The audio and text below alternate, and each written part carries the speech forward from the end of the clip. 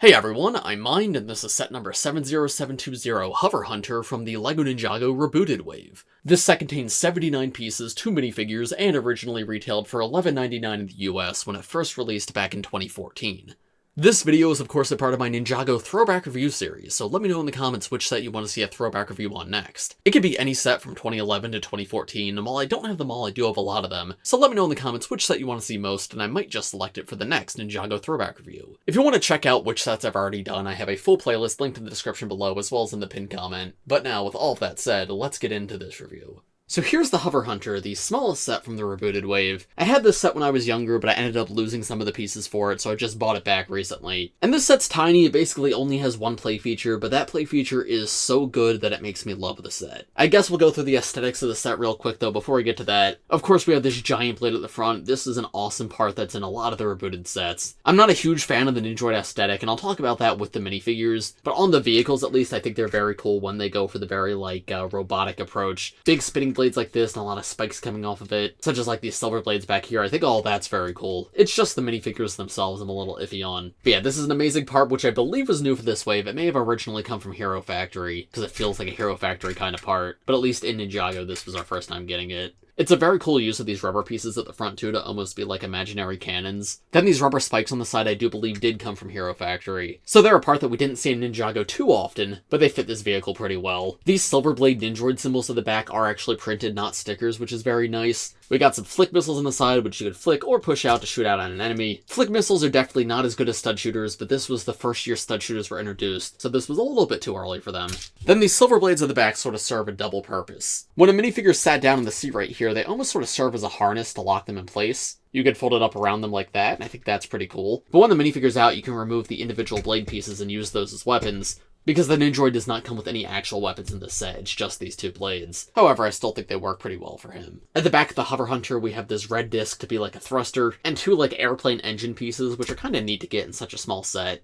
Now, the play feature that makes the set awesome, when you roll it around, the blade at the front actually spins, no matter which direction you're going. And the way that's done is super simple. There's a little rubber wheel underneath, standard LEGO wheel piece that you might see on like a car or something, and that gets dragged against the ground but also pushes against the blade. So as the wheel turns, the blade also turns. Because this isn't a gear system or anything either, they're just like loosely pressed against each other, there's a lot of freedom in the movement too.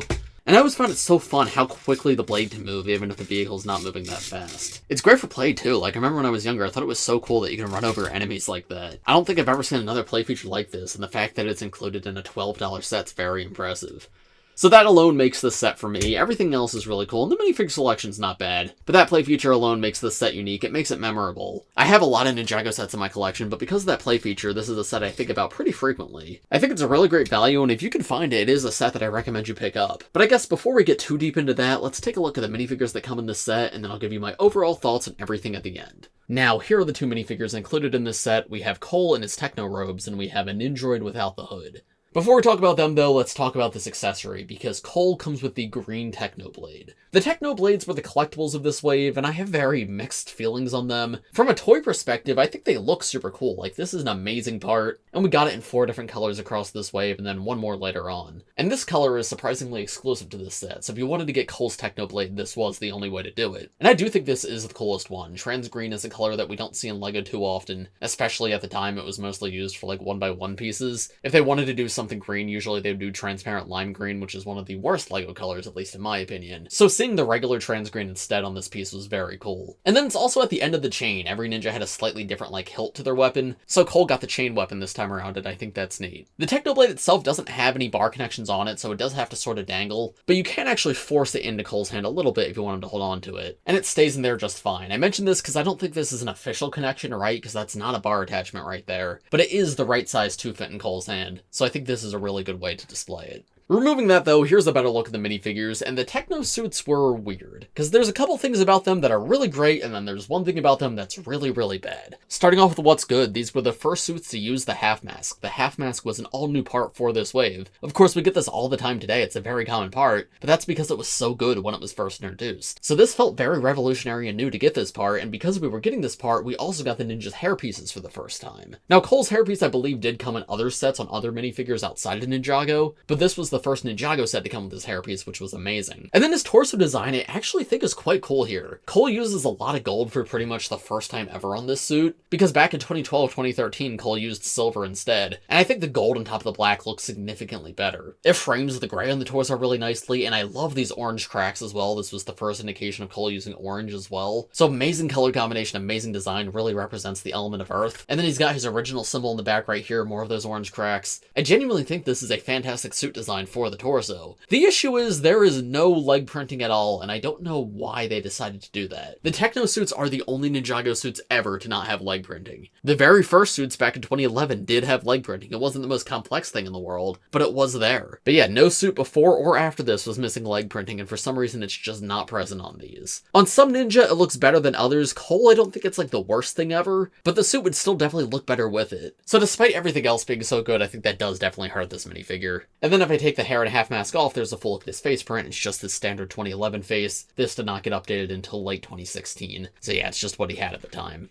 And then the Nindroid, I'll be honest, I don't like Nindroids at all. I think they're the worst, like, generic Ninjago villain design. Or at least I thought that for a very long time. Let me think, is there any modern ones I dislike more? The rats from Prime Empire aren't great either, but those have a little more personality to them. Nindroids in general, I always found to be very lame. To me, they've always felt very much like they're just trying to be, oh, cool robot thing. Kids like robots, so let's make an edgy robot design. I think they're trying too hard, while also not committing hard enough either. This was the worst version of the Nindroid too, because this version did not even appear in the show. In the show, every single one had the mask piece, and the mask piece at the very least was a little cool. This version, though, just kinda stinks. There's some silver plating on the face, which is kinda neat, but that does not wrap all the way around. There's like a gap on the side. They've got this silver blade logo, which matches the blade on the vehicle. That's somewhat unique. But yeah, I mean, it's purple, black, and red. Those are the most generic villain colors ever. And listen, I mean, those colors work for villains. There's a reason why those are used so often. But I feel like these guys don't do anything especially interesting with it. And then once again, just like Cole, there is no leg printing at all here for no reason, really. Leg printing would definitely help these guys. The ones with masks that come in other sets do also have leg printing, so this is just like by far the worst version of this guy. Their faces are also just really ugly and off-putting in my opinion. You can see this one's a little scuffed up because this was a used set, but even without that, that doesn't really improve this minifigure at all to me. They're fine, and I'm sure if like Rebooted was your first season, you probably think these guys are super cool. But coming off of the skeletons, which had so much personality, and the snakes, which had so much personality, and then even the stone warriors, I think are a step down from those two, but there's still like something to them. These guys felt like a massive downgrade. Never been a fan of them even when I was a kid, and that opinion really has not changed today, and this version especially is just the worst one.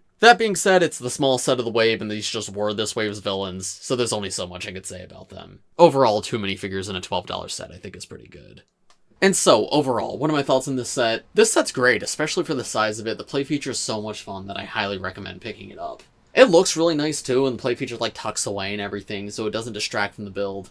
And minifigure selection's pretty solid. You get the exclusive Techno-Blade. This is the cheapest way to get Cole, of course, because this is the cheapest set of the wave. The only real drawback is it's a rebooted set. At least personally, I'm not a huge fan of rebooted sets, specifically because the Nindroids are not interesting to collect. However, the Nindroid vehicles are pretty cool, and this one's no exception. In fact, this might be my favorite one. Aftermarket price is not bad for this set at all either. I picked it up recently for like 15 bucks. So if you have a chance to get this one, I do recommend checking it out. It's small, it's creative, and it's a lot of fun. But of course, those are just my thoughts. Let me know what you guys think of this set in the comments below. If you enjoyed this video, make sure to leave a like on it, subscribe to my channel if you're new, and as I mentioned at the beginning of this video, let me know in the comments which set do you want to see a throwback review on next. But as for this one, I think that's about all I have to say, so thanks for watching everybody, I hope you all enjoyed, and I will see you in the next one. Bye!